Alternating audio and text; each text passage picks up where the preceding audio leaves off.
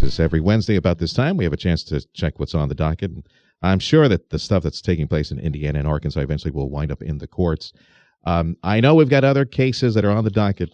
Lis Wiehl joining us from Fox News, but what do you say? You want to step up to the plate and take a swing at what's in the news? Indiana with their religious freedom law. Do you see any problem with that? I do. I see that the law has been expanded more than it has in the federal, the 1993 law that was passed, and more than it has been in other states. Explain the 93 law, please, of the federal. Yeah, that's the federal RFRA law. In 1993, it was passed by President Clinton, and it said that, let me get right to the language. The Religious Freedom Act. Right, and it talked about persons, not corporations. Having the right to, basically a free exercise of religion. But disputes between private citizens. Right, private citizens. And the other state that's been caught a lot of attention because the governor of Indiana talked about and tried to make a differentiation or a similarity with and I'm just finding here, the Illinois law was, he said, well, because Senator Barack Obama passed it back in, when he was a senator, and he loved it in Illinois. But here's the difference. Illinois, there are three differences. Illinois law only protects a person's exercise of religion, same as the federal law, which we just talked about, whereas Indiana protects the corporate entities. Indiana law allows individuals and corporations to file suit when they haven't even been, their rights even haven't been burdened yet. In other words, when they haven't been asked to do something they didn't want to do. And Illinois does not. In other words, you have to be asked to do something you didn't want to do and have to have your rights encroached before you can do that.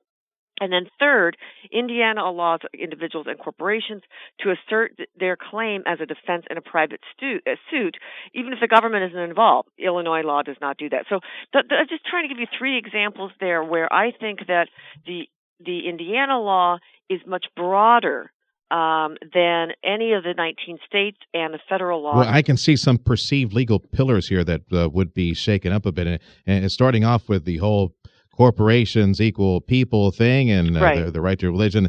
Boy, that one would be a nasty fight in the courts. And of course, this is all, the 1993 law was passed way before Hobby Lobby, last year, and certainly before the case, and it's escaping my mind right now, where corporations were deemed to be people as far as giving money for campaigns.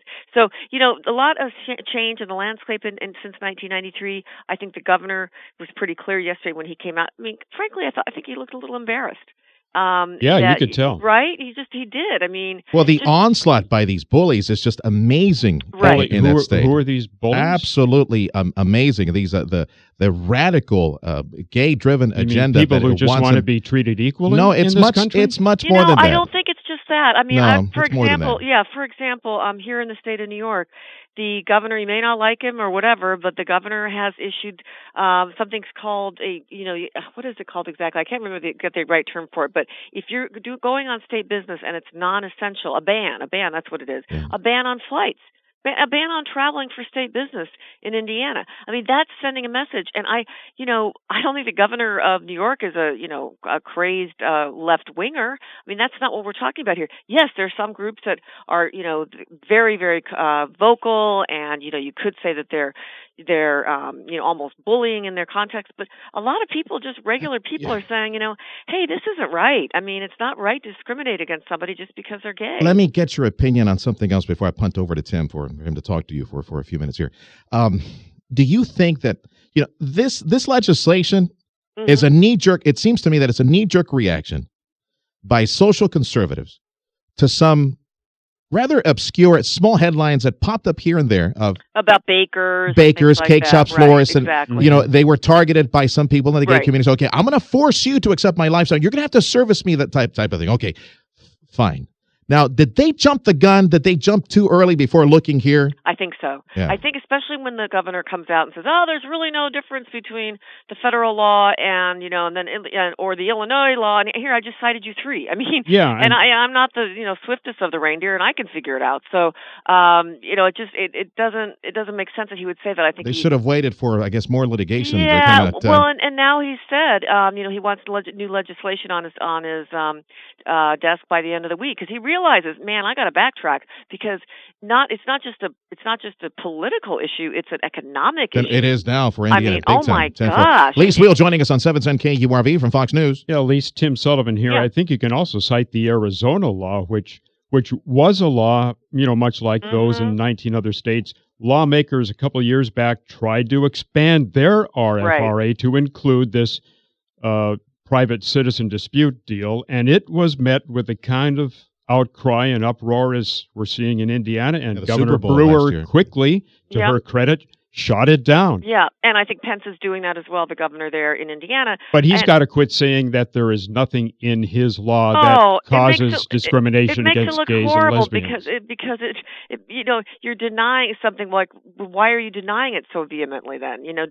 She who doth protest too much. I mean, it just, it was a painful press conference yesterday. And he kind of admitted that he screwed up on the interview. He performed badly before George Stephanopoulos. Yeah, and actually, I like that part of the interview because I thought at least he's being honest, and he realizes he probably overstepped. And I think sometimes these politicians don't realize that, people are actually not asleep at the wheel. They're going to be looking and paying attention to this stuff, and people care about it. But this one, I think it's not just, it's not just radical groups. It's everybody saying, I consider myself radical, but I want gays to be treated equally. So I don't think that's a radical concept.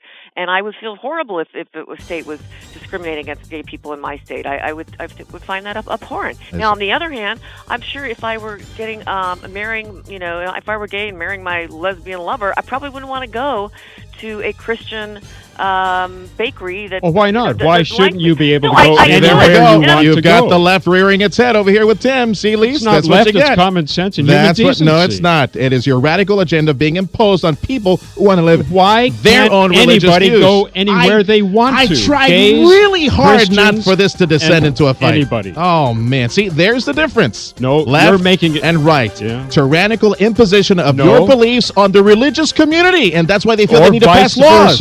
Like the mayor in Houston subpoenaing the messages at the altar, at the pulpit. That's what you get. Left and right fighting at the legislature. You're coming from a position where you think that gays are somehow different or bad or wrong. No one wants these people to be hurt. No one wants these people to be discriminated then let them against, shop and serve them as anybody should. No right to demand sermons from the altar. They have no right to go into cake shops and flower shops and impose them. Yes, they do. No, they don't. Yes, they do. They should be able to go anywhere they want and get anything they want. They're just like the rest of us. This argument. All right. Okay, we tag. Now we go back to news. Yuck, yuck, yuck. C21 on 710 KURV.